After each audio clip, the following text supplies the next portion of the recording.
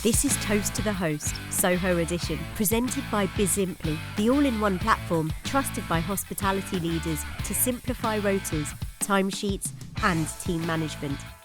Today we're joined by Siobhan McGill, the visionary behind Archer Street and the woman who's built an empire of unforgettable bars and experiences across London. She's turned nights out into a lifestyle, setting the standard for entertainment with style. Let's get into it. Hi, welcome Siobhan. How are you today? Yep, very good, thank you. Very good. So, you've run some incredible venues throughout your illustrious career, including Archer Street. What got you into hospitality? Well, I started off as a assistant accountant for an individual, then turned into a group that was sold in 1998 to Novus Leisure. Following that, we set up another group in Soho. The first group was in Leicester Square, Bar Madrid, and Zubar, which is very well known and still is, and still going quite strong, I believe. And then we moved to Soho and started with what is now Bar Soho on Old Compton Street. Then Shadow Lounge, Village, the Dome on Old Compton Street, Cheers, famous Cheers in Regent Street. And then Ken Todd, who was the owner of those, decided to sell, with the exception of Freedom and the O-Bar at the time. And he went to LA and is the, I'm sure, very proud owner of many bars in LA. And from that then he wanted to sell Freedom and the O-Bar, which myself and his brother bought from him. And then from that I came up with the idea of performers, West End performers. I thought it would be quite good to have them perform in a bar. It would be quite interesting. And the idea came from when I was sitting in a bar which is quite well known, The Cow in Westbourne Grove. They always played really good music there, 70s music. A small place, but there was only two bartenders there, the bar manager, which is a guy called Bardi, and I thought it'd be really cool if they had mics and just sang the chorus of the songs, Right. or of the tracks behind the bar. And I was going to tell them why don't they do that to make it a bit more interesting. And then I thought, I'm going to open a bar with singing waiters. And that was it. And I got onto an agent, and she very quickly found me Archer Street on Archer Street in Soho. And it kind of went from there organically. I didn't know anything about the West End, never even heard of a backing track. So it kind of just all fell into place. And I also knew some of the cast from Mamma Mia at the time. Most of them were Irish, and I thought they need a chance to kind of be themselves as opposed to ensemble. And when they're out of work, then I would provide them with work in between shows or whatever they were doing in their career. And that's really how it started. Right. And yeah, fortunately, it took off very Still well. a success. Yes. You kind of answered my next question, but I wanted to find out how, apart from agents, how do you go about, one, finding the staff, and what makes you choose them? Because being a performer and a waiter at the same time perhaps is a bit challenging at times. How do you go about that? Well, the first thing is generally personality. If they've got the personality, I think you can train anybody to be a waiter. I can't train them to sing.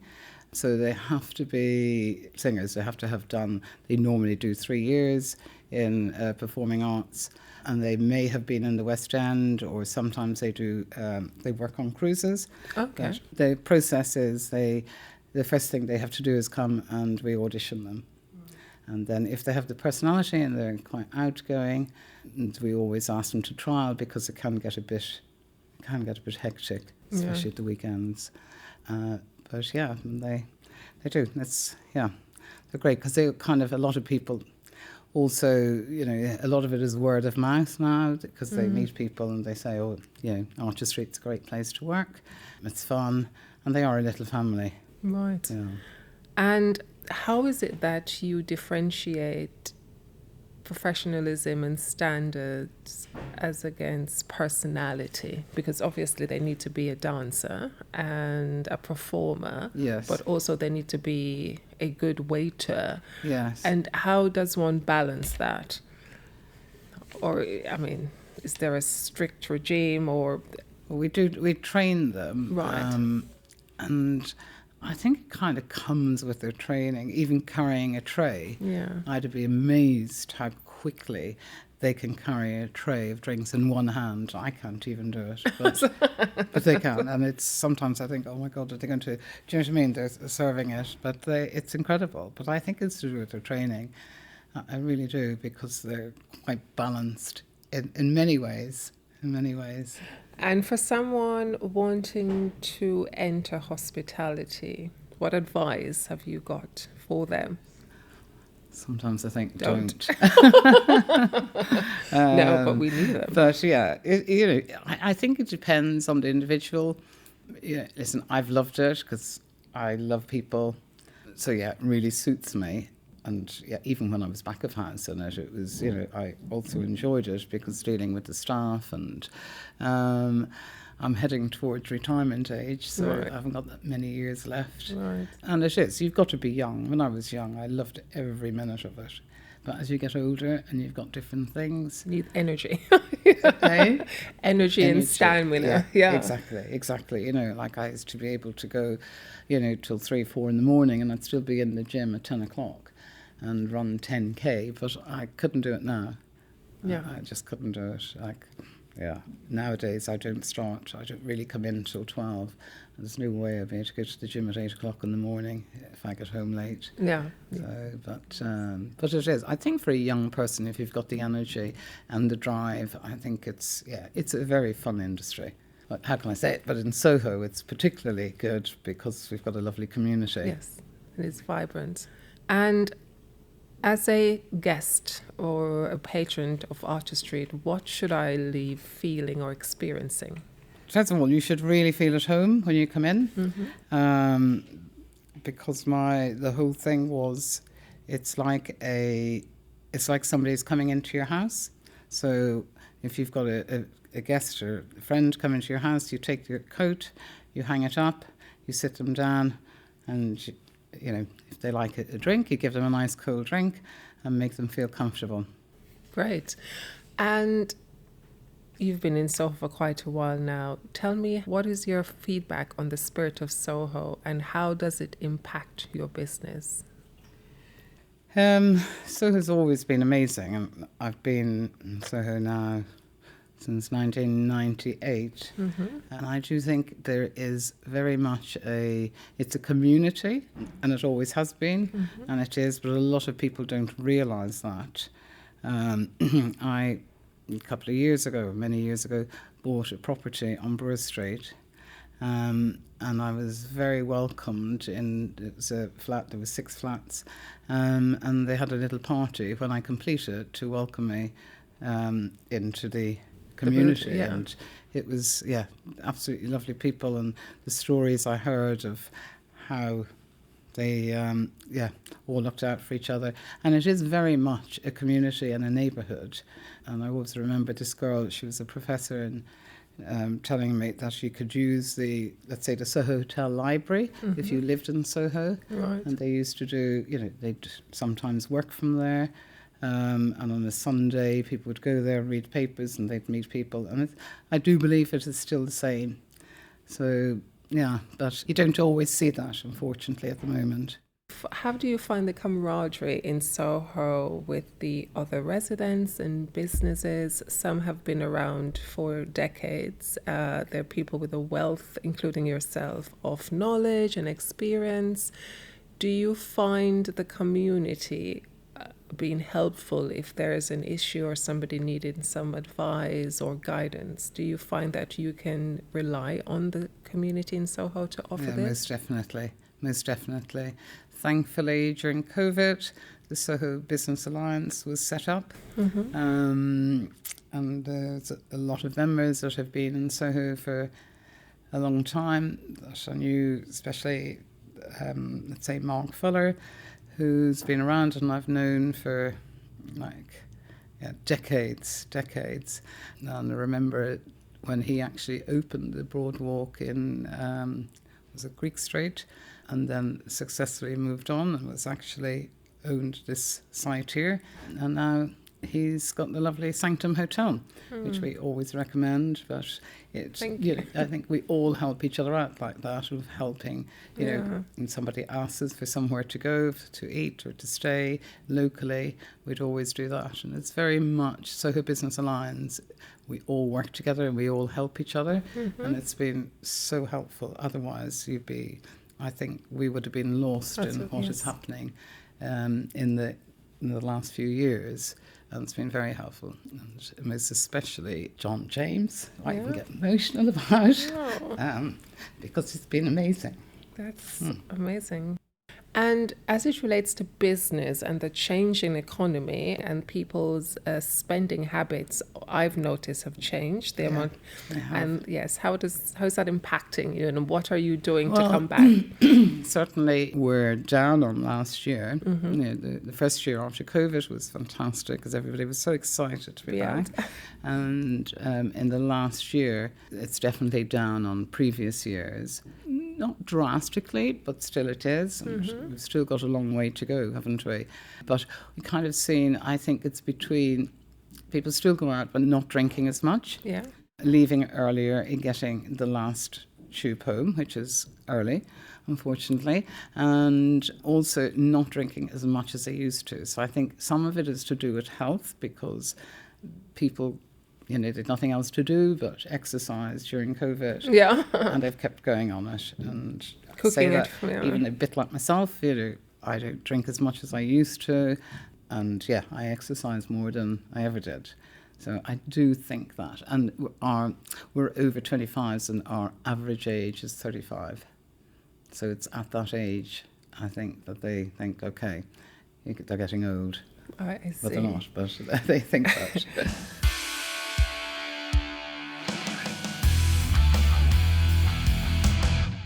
Could you tell us a little bit more about some challenges you experience as a business owner in Soho? And secondly, how do you retain your staff? And do you find any challenges in actually hiring staff and retaining them or keeping them motivated?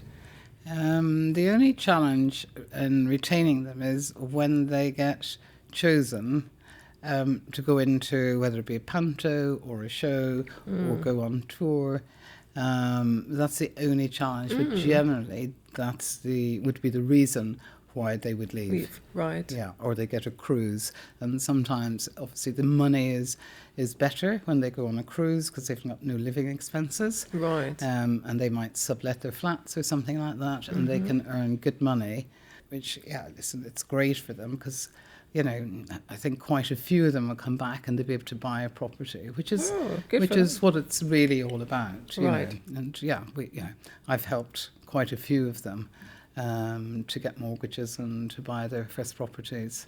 And that's always the aim, I always say they have to leave. You know, I would like them to leave having learned something or done something to better themselves.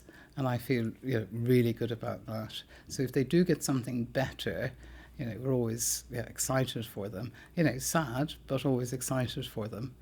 And, you know, especially, you know, some that we've lost to shows. So we've lost one recently, and she's now playing the swing in Titanic. We had another girl, it was a few years ago, but she was playing the lead in Miss Saigon.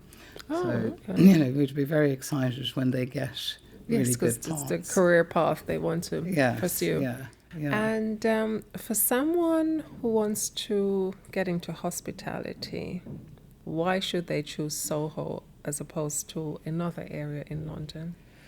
Well, from my experience, I've got two other Archer Streets, Notting Hill and Clapham. Whilst they do okay, Clapham is very, very busy at the weekend, especially Saturday night. You know, there's a queue forms from 9 o'clock, and we finish there at 2. But Soho is more it's evened out because people tend to come into Soho, from Monday to Sunday. Sunday I don't open Sunday, but Freedom and Soho residents can do quite well on a Sunday.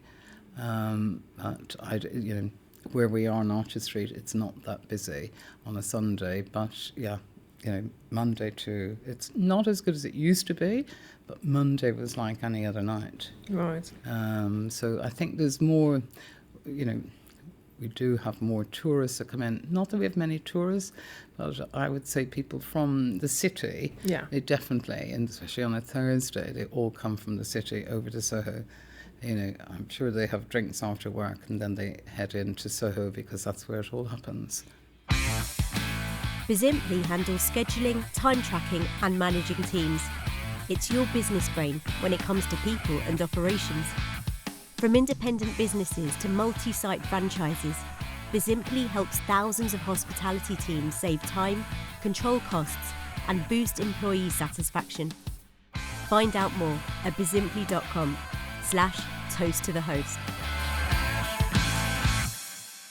Could you share with us one of your most memorable experience whilst in the industry or even at Archer Street?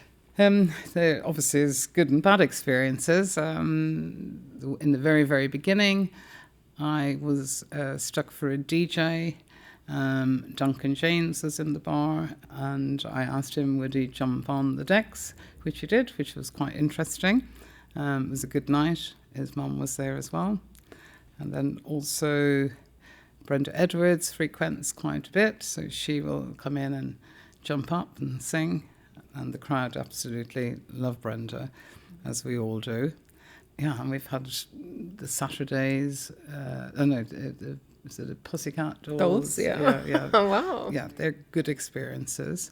And then also we were doing, on the bad side, it's not always good, we had a big party downstairs one night for it was actually Pizza Express, and it was their staff party. There was about 220 people, and there was smoke coming out of the one of the storerooms, so the electrics went and there was a fire, so we had to vacate the place, and then I had to find somewhere for them to go last minute. But did a resident, another business in Soho, come to your rescue? Yes.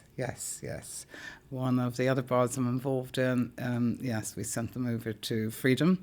And they actually had a great night. So saved the day, or they saved the day. Absolutely, amazing. Absolutely. And are there any expansion plans? What's next for Siobhan? Yeah, we are looking, hoping to go to Manchester.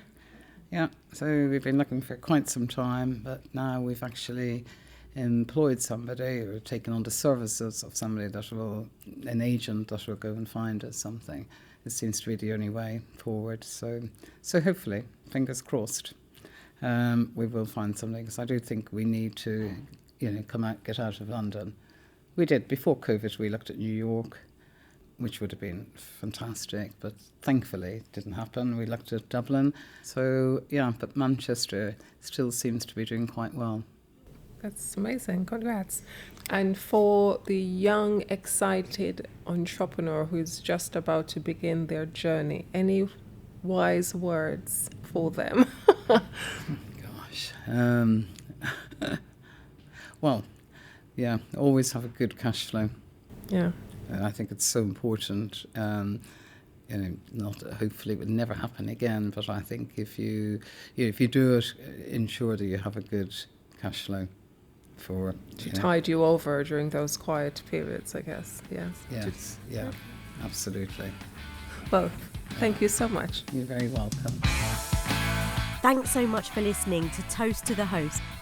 Join us next time as Siobhan passes the mic to George Hudson, founder of the iconic Soho Live Music Club. Bizimply handles scheduling, time tracking and managing teams. It's your business brain when it comes to people and operations. From independent businesses to multi-site franchises, Bizimply helps thousands of hospitality teams save time, control costs and boost employee satisfaction.